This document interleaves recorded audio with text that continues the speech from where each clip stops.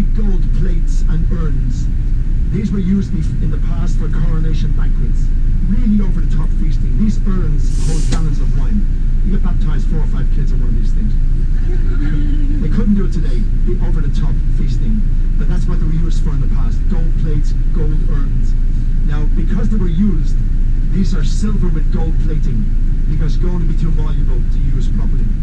So that's what you're going to see after the movie sidewalk. Now, there's one item left. It's a crown. It's in a glass case by itself, in a little room by itself before you go into the shops.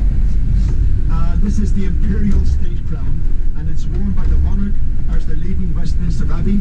It's also worn every year for the state opening of Parliament. It's easier to wear, it's lighter. If you happen to see King Charles on the balcony of Buckingham Palace after the coronation, waving at the people, with the planes flying overhead, that's what he was wearing. On this crown, you'll find the second star of Africa, cut from the Cullinan diamond. Only 317 carats. You'd be spoiled at this point. Also, the Black Princess Ruby. He was 14th century. St. Edward's Sapphire. The sapphire from the ring of King Edward the Confessor, who built Westminster Abbey in the 11th century, also on this crown. And my personal favourite, pearls, believed to have been used by Elizabeth I, Shakespeare's Queen, Anne Boleyn's daughter, as earrings. Go figure. That's the last thing you'll see. I'm afraid no photographs in the Jewel House. Most of the places you can. The Jewel House is too sensitive security-wise. To use an American expression, we were raised on American TV when we were kids in Ireland. Remember Jimmy Cagney? He was reading red. Yeah. You might be trying to case the joint. There's a nice crown. Click, click, click, click, click, click. So no pictures inside.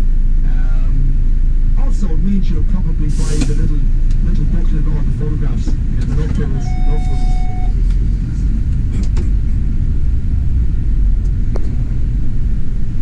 And again to the right, Australia House, coming up, Gringotts Bank.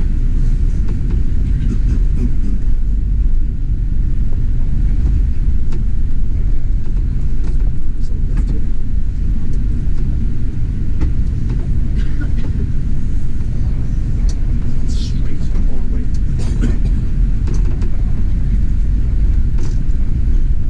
On the right hand side here is a statue, a man holding a book.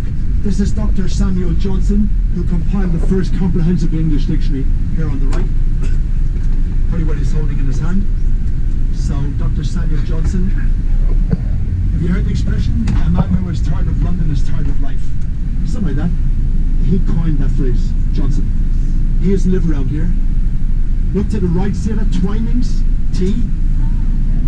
That was installed there in 1709. It's the longest time that anybody's had a business in one spot. It must be good tea, is all I can say.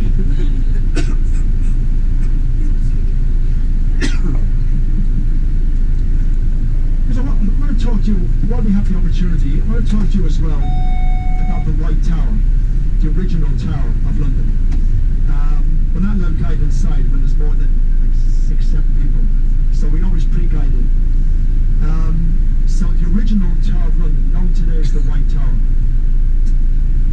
William the Conqueror built it, started around 1078, and it was finished by his sons around 1100. And the 2 walls came later, which I'll show you later on. So with the White Tower, security always the first idea, paramount. The walls at the bottom are between 13 and 15 feet thick. Yeah. Can't break in. Tapering off at the top to between 9 and 11 feet. You'll notice when we get there, there's a slope at the bottom of the wall. And again, for a specific reason. In the old days, anybody attacking, you'd have men at the top, the building, it's about 90 feet tall, with barrels of boiling oil, fire, boiling water, all kinds of nasty stuff, throwing them down at the people who were attacking. If there's no slope, the barrels end up at the foot of the building and smoke out the building. With a slope, double whammy. The barrels bounce off the slope into the people that are attacking, while the debris and the smoke goes away from the building itself. That's why there's a slope. You'll also notice the entrance is on the first floor. Again, security. Now it's quite a sturdy staircase today, but in the old days, they would have had a flimsier staircase. Anybody attacking, they'd burn it or they'd rip it away. different size windows. The small windows are the original size. Think about it, 11th century, freezing cold winters. Better to have a small, no glass. If there was glass, there wasn't widespread. Better to have a small window with a drape across it, keep the cold out. But when gunpowder started to be used in weaponry, they kept it in the White Tower, the safest place in London. It keeps so precious a commodity for warfare.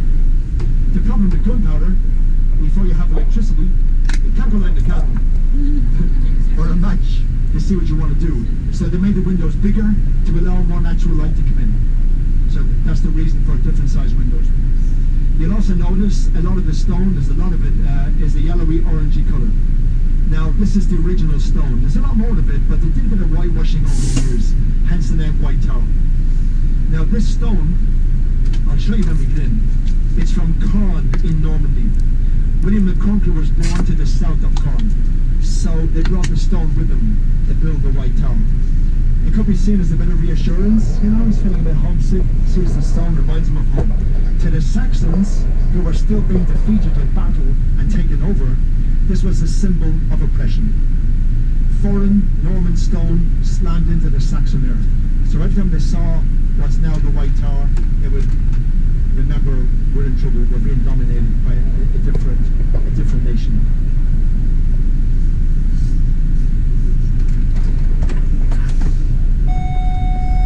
You didn't get a picture earlier, on the right hand side coming up is that 1611 building. 1611, the oldest residential building in the city, on the right hand side, because it escaped a great fire.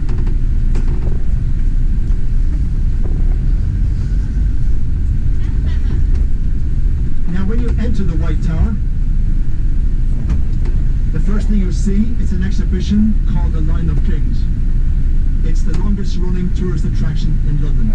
It was set up in the late 17th century after the monarchy was restored to promote royalty in a positive way, to get royalty back into people's hearts. So 11 years of Commonwealth government, republic, no monarchy. It's now just like a PR exercise.